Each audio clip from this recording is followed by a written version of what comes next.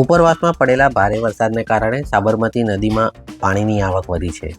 આજે 7 સપ્ટેમ્બર 2025ના રવિવારના રોજ સાબરમતી નદીમાં 1 લાખ ક્યુસેકથી વધુ પાણી છોડાય તેવી શક્યતાઓ છે, જેના પગલે ખેડા જિલ્લાના માતર અને ખેડા તાલુકાના સાબરમતી નદી કિનારાના ગામડાઓને એલર્ટ કરવામાં આવ્યા છે।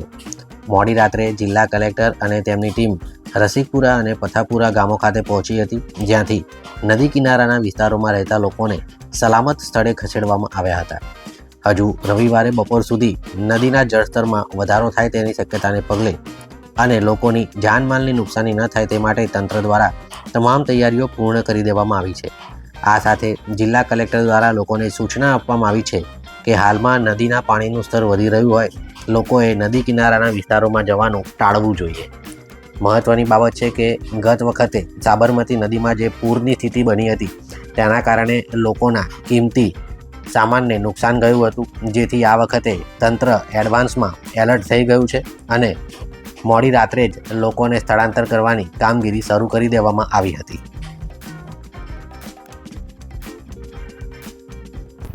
સાબરમતીમાં 1 લાખ ક્યુસેકથી વધારે પાણી અત્યારે છોડવામાં ધરોઈ ડેમથી આવી રહ્યા છે।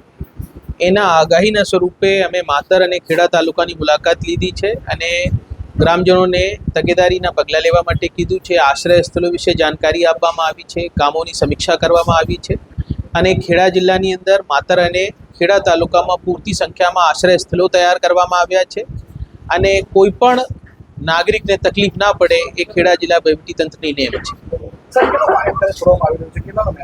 અત્યારે 1 લાખ ક્યુસેક જેવો પાણી ધરોઈ ડેમથી છોડવામાં આવ્યું છે। એને ખેડા જિલ્લામાં પહોંચતા આશરે કરીબ 12 થી 15 કલાક લાગશે, પર આગાહીના સ્વરૂપે કે જો ઉપરવાસમાં અથવા બીજા રાજ્યોમાં વરસાદ થાય તો ખેડા જિલ્લામાં કોઈ આડઅસર ના થાય એના માટે અમે છેવાડાના ગામોમાં જનસંપર્ક કરી રહ્યા છીએ।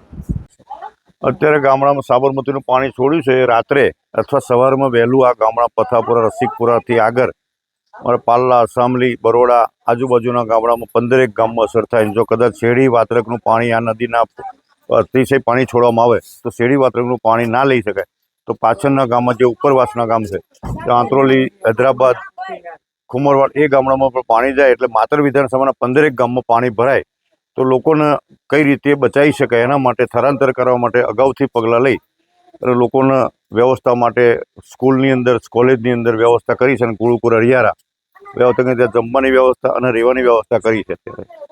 સાહેબ, કેટલા ગામડાઓને અસર કરતી હોય? 15 અસર, મારી માતર વિધાનસભાને 15 ગામડામાં અસર કરે અને બીજા મેમદાવાદ તાલુકા મારી બાજુમાં મેમદાવાદ વિધાનસભા તે ગામડામાં અસર કરે।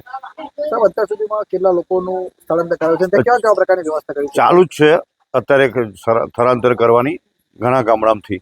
કલેક્ટર સાહેબ પણ અત્યારે પાલ્લા, શામલી ફરે છે। હું પથાપુરામાં રસિકપુરાથી પથાપુરા આવ્યો અને પથાપુરામાં સ્થળાંતર કરવાની વ્યવસ્થા અને ત્યાં રહેવાની વ્યવસ્થા અને જમવાની વ્યવસ્થાની સુવિધા કરીએ છીએ।